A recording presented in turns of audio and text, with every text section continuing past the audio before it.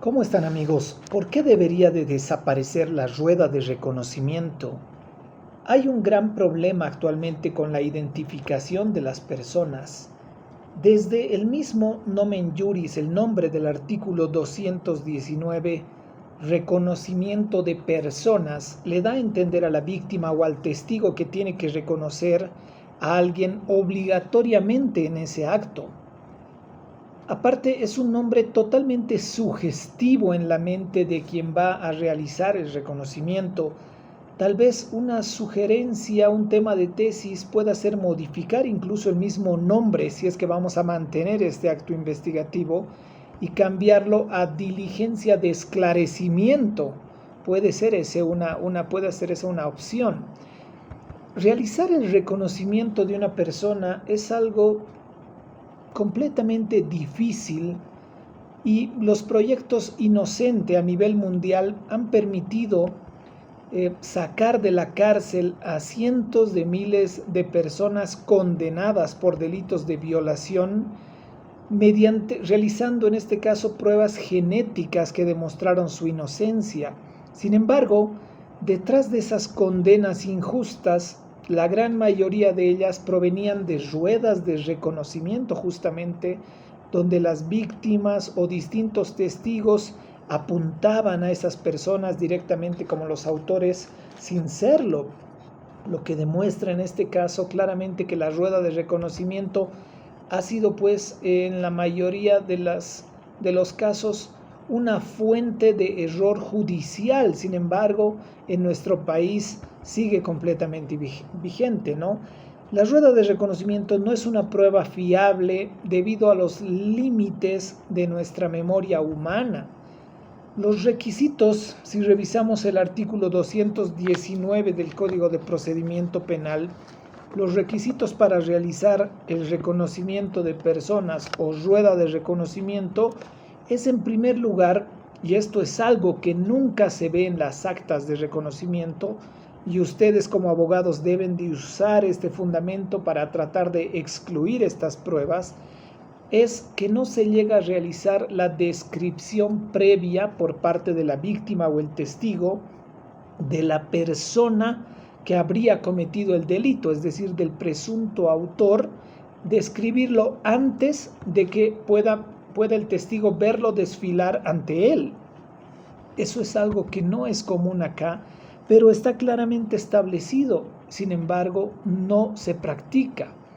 Segundo, se tiene que poner en la rueda de reconocimiento de personas a personas similares a la que la víctima ha descrito minutos antes. Es decir, que en medio de la persona sospechosa que nosotros ya tenemos, se debe sumar a distractores, es decir, a personas consideradas,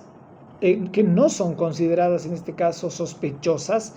pero cuyo aspecto físico debe tratar de concordar o asemejarse a la descripción que ha brindado la persona que va a reconocerlos. Por ejemplo, si la víctima o el testigo ha señalado claramente que el presunto autor se trataba de una persona alta, delgada y con ojos azules, entonces obviamente no puede ser que en la rueda de reconocimiento pongamos a ese ciudadano junto a otras personas de baja estatura, con contextura física gruesa y de paso con ojos oscuros.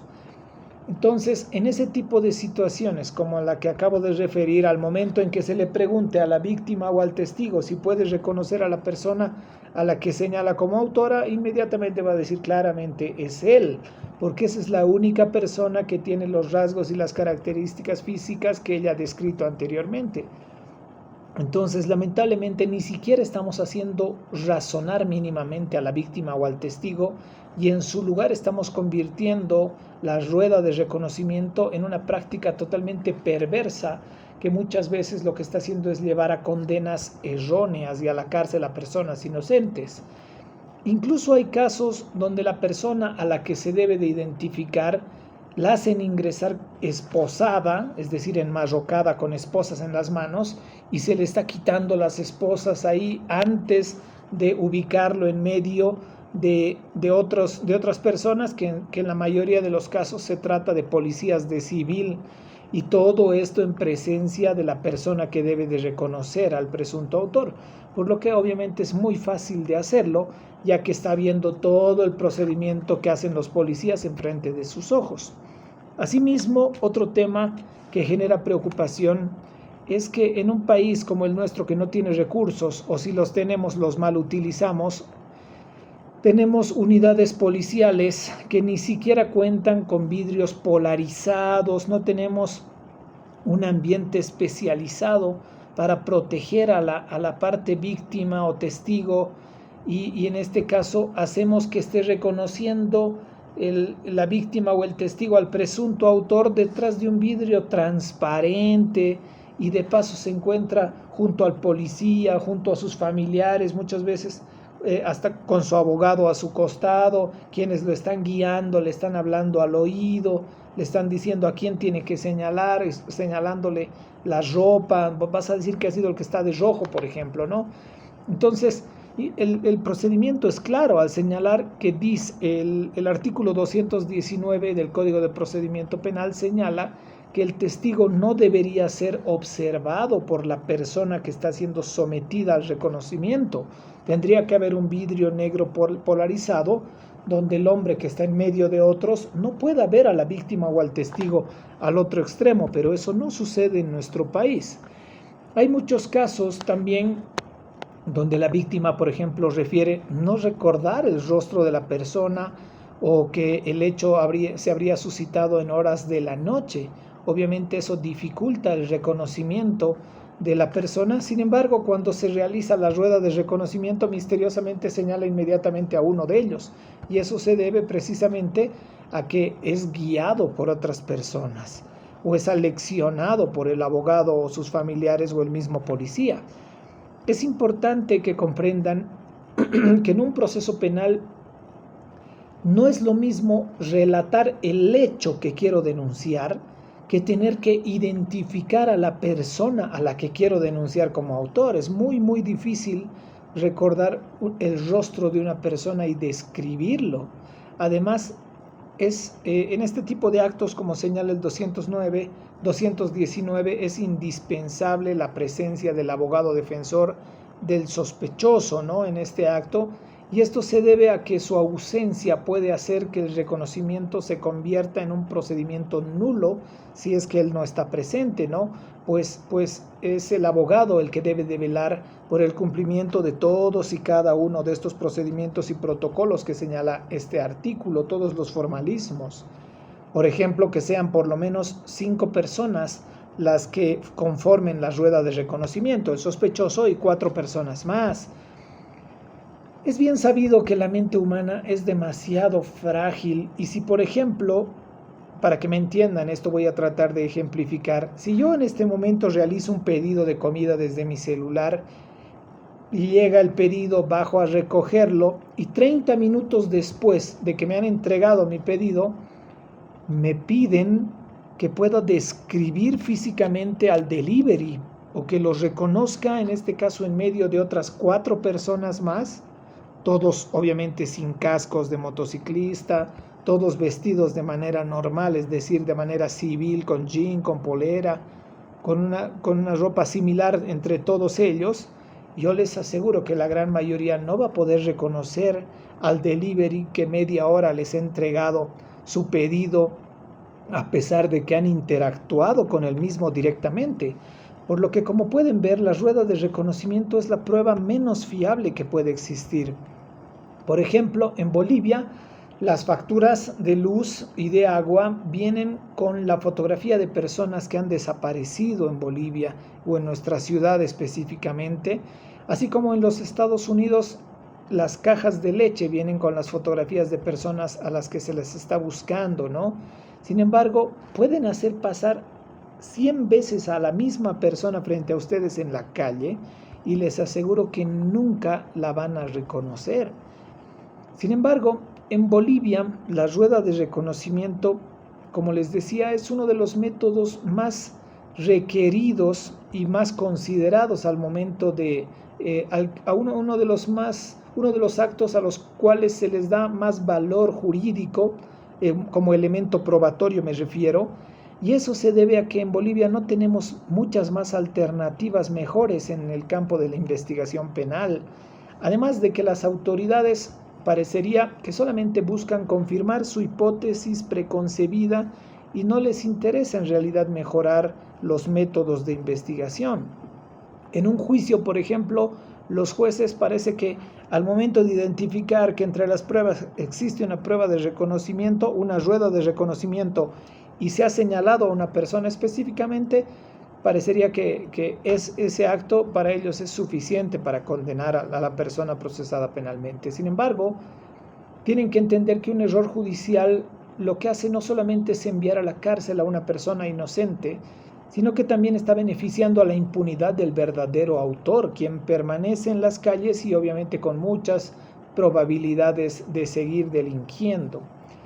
La psicología del testimonio actualmente ha demostrado que existen muchos factores en la mente humana que pueden lograr distorsionar la percepción de la realidad de los testigos y de las víctimas, porque el cerebro humano es capaz de inventar muchas veces recuerdos falsos de hechos que nunca han ocurrido, y eso no es algo de ahora, sino que es algo totalmente natural e innato de los seres humanos.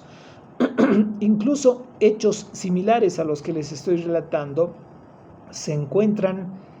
plasmados en la primera novela inglesa sobre detectives y sobre temas de investigación policial criminal, denominada La Piedra Lunar, de Wilkie Collins. Esta novela de 1868 se trata de un famoso libro de literatura sobre el robo de un diamante hindú denominado como Piedra Lunar,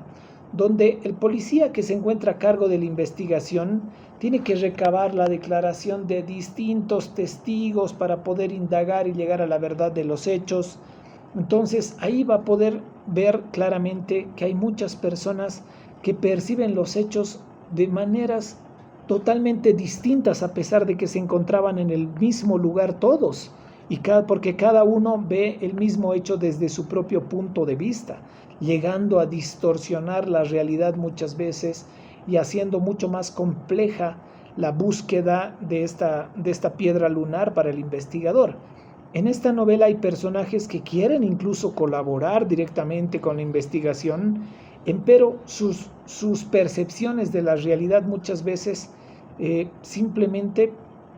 tornan en más compleja la investigación. Hay personajes, repito, que lo que quieren hacer simplemente es colaborar y ellos creen que están diciendo la verdad de lo que han visto, pero esa es simplemente su interpretación de lo que ellos acaban de presenciar, y eso puede generar muchas veces que la investigación se aleje del verdadero autor, en este caso del robo de la piedra lunar, ¿no?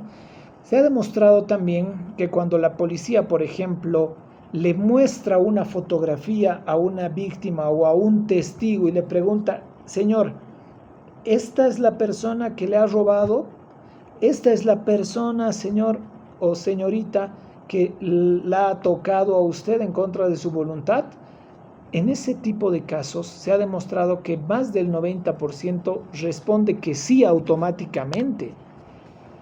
En Bolivia, lamentablemente, de continuar este tipo de prácticas, se debería cuando menos de registrar en audio y video para confirmar cómo se ha desarrollado todo el procedimiento de identificación de personas en rueda de reconocimiento o mediante fotografías, para poder analizar si se ha cumplido en realidad con todo el procedimiento de manera legal, si se ha cumplido con todo el protocolo. Además, se debe aclarar a la persona que va a reconocer al presunto autor o partícipe del delito que la persona podría incluso no hallarse dentro de las personas que van a desfilar frente a sus ojos en la rueda de reconocimiento, ya que se ha demostrado también que cuando se le informa al testigo o a la víctima que el autor puede no estar entre las personas que van a pasar a desfilar ante sus ojos, se reduce los falsos positivos. Además, se debe de registrar, como les decía al comienzo de este video, se debe de registrar obligatoriamente las mismas palabras que usa la víctima o el testigo al momento de describir al posible autor antes de practicar la rueda de reconocimiento, y esta no puede ser guiada por nadie, ni siquiera por un familiar. Incluso la persona a cargo del acto investigativo, me refiero por ejemplo al policía que se encuentra en el lugar, tampoco debería de saber quién es el sospechoso, para de esta manera evitar que éste pueda contaminar a la víctima o al testigo con información. Por ejemplo, decirle es el que está de rojo, digamos, ¿no? Entonces, ni siquiera el policía que practica esto debería de saber quién es el presunto autor.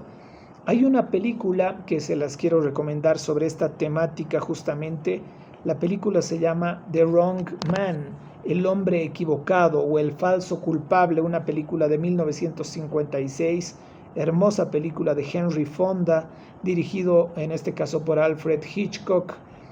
Se trata del caso de un hombre, es un músico de jazz que vive en Nueva York. Es una persona que tenía una vida completamente normal y pacífica junto a su familia, junto a su esposa y junto a sus dos pequeños hijos. Y este hombre un día acude a una aseguradora en el centro de la ciudad, y una empleada que trabajaba en el lugar lamentablemente lo confunde con un ladrón que habría ingresado días antes a este lugar, por lo que procede a denunciarlo al hombre ante la policía. Es una historia real. Entonces ahí comienza un verdadero calvario y una pesadilla para un hombre inocente, y lo peor de todo es que incluso los testigos lo reconocían como el autor sin serlo, al extremo de que la mujer de este hombre, producto de todo esto que ha cambiado su vida de la noche a la mañana, sufre, como van a poder ver en la película, una crisis nerviosa que ha derivado en su internación, incluso en un psiquiátrico. La película demuestra el deterioro de este hombre en ese injusto sistema penal, siendo tratado como todo un delincuente sin serlo. Incluso van a ver cómo le empieza a crecer la barba, producto de la privación de libertad. Hasta físicamente se lo ve ya demacrado, y hasta él mismo se siente como un delincuente, porque aparentemente lo es. Ese es el peligro, amigos, de una práctica que debe de ser eliminada del procedimiento penal actual, y espero que sea considerado por los estudiantes de derecho a futuro, para que se elimine este tipo de prácticas que en realidad no logran demostrar quién es el autor de un delito, y lo que está generando simplemente es falsas condenas o injustas condenas en contra de ciudadanos totalmente inocentes. Espero que les haya gustado el video. Les mando un abrazo grande. Saludos a todos.